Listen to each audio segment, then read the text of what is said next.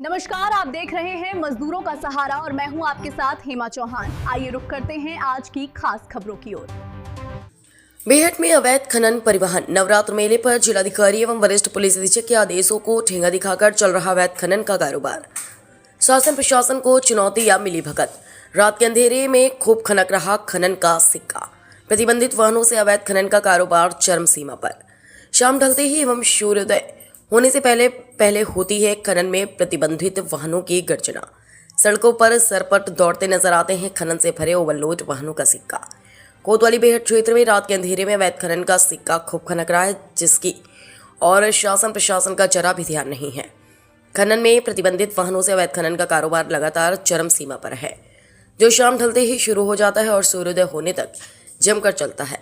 ऐसे में बड़ा सवाल यह उठता है कि इसे खनन माफियाओं की हट धर्मिता, शासन प्रशासन की ढिलाई कहें या मिलीभगत, या भी बड़ा सवाल है। क्षेत्रवासियों का कहना है कि शासन प्रशासन के अधिकारियों की मर्जी के बिना क्षेत्र में पेड़ का पत्ता भी नहीं हिल सकता, फिर अवैध खनन परिवहन तो क्या चीज है। कहां कहां से गुजरते हैं अवैध खनन से भरे प्रतिबंधित वाहन। अवैध खनन से भरे ओवरलोड प्रतिबंधित वाहन नानोली से गांव सलेमपुर गदा मार्ग, असलमपुर बर्धा से लतीफपुर भूड़ से साढ़ौली, कदीम बाईपास धौलरा, मझाड़ी से रसूलपुर अड्डा, चक खिजरपुर से लोदीपुर, उसंड से कलसिया अड्डा से सैकड़ों की संख्या में प्रतिदिन गुजरते हैं। अवैध खनन परिवहन से हो रहा सड़क दुर्घटनाओं में आखिर क्यों हो रहा इजाफा। अवैध खनन परिवहन से लगातार सड़क दुर्घटनाओं में इजाफा हो रहा है, जिसके चलते एक रॉयल्टी पर दिन में कई बार अवैध खनन परिवहन किया जा रहा है।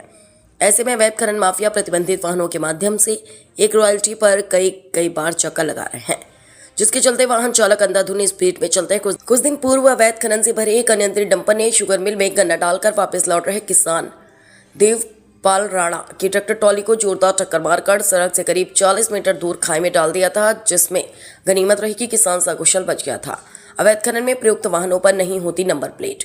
अवैध खनन में संलिप्त वाहनों पर नंबर प्लेट भी नहीं होती। यदि होती है तो उसके ऊपर वाहन का नंबर नहीं होता, जिसका सबसे बड़ा कारण है कि सड़क दुर्घटनाओं को अंजाम देकर खनन माफिया बेखौफ तरीके से भाग जाते हैं। यदि अवैध खनन नहीं तो ग्रामीण बस्तियों के रास्ते से क्यों गुजर रहे खनन से भरे प्रतिबंधित वाहन वैध रास्ते से क्यों नहीं गुजर रहे। ग्रामीण व क्षेत्रवासियों का कहना है कि यदि अवैध खनन नहीं तो ग्रामीण बस्तियों के रास्ते से क्यों गुजर रहे खनन से भरे प्रतिबंधित ओवरलोड वाहन। यदि वैध खनन है तो खनन रास्ते से क्यों नहीं गुजर रहे खनन से भरे वाहन। ग्रामीण बस्तियों में विवाद की जड़ बन रहा अवैध परिवहन। ग्रामीण बस्तियों से गुजरने वाला अवैध खनन परिवहन विवाद की जड़ बन रहा है, जिसके चलते अवैध खनन परिवहन करने वाले माफियाओं को इसलिए रोका जाता है ताकि बस्तियों की सड़कें टूटने व खराब होने से बच जाएं, लेकिन यहाँ उल्टा होता है।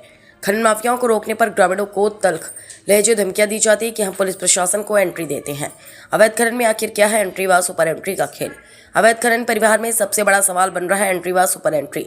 सूत्रों से मिली जानकारी के अनुसार अवैध खनन के कारोबार में दो चौखट खनन परिवहन में भूमिका निभा रही है, जिनका मकसद केवल और केवल अवैध खनन को बढ़ावा देना माना जा रहा है। अवैध खनन से ग्रामीण बस्तियों के रास्ते हुए गड्ढों में तब्दील। मजदूरों का सहारा, news crime bureau chief Imran Ali.